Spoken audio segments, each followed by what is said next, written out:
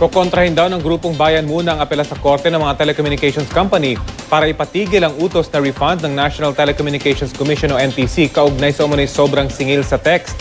Balita hatid ni Julio Segovia.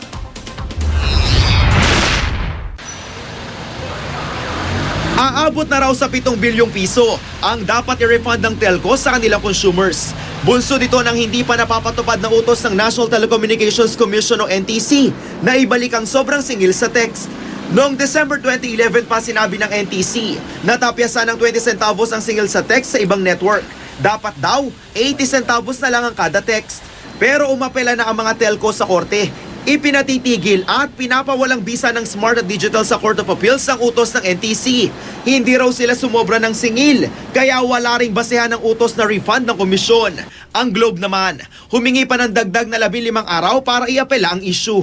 Isa lang ang ibig sabihin ng pagdulog sa korte ng mga telco. Hindi mo na maipatutupad ang utos na refund ng NTC. Kaya mukhang maiinip na naman ang mga consumer, lalo't wala pang katiyakan kung kailan ito mareresolba ng korte. Aminadong NTC, kulang ang ngipin ng kasulukuyang batas para pasunurin ng telcos. May karapatan daw kasi talaga ang mga itong iapela sa korte ang utos ng komisyon. Nasa proseso kasi yan, ano? Hindi naman natin pwedeng i-shortcut kasi yung proseso kasi meron silang mga karapatan salig sa ating batas.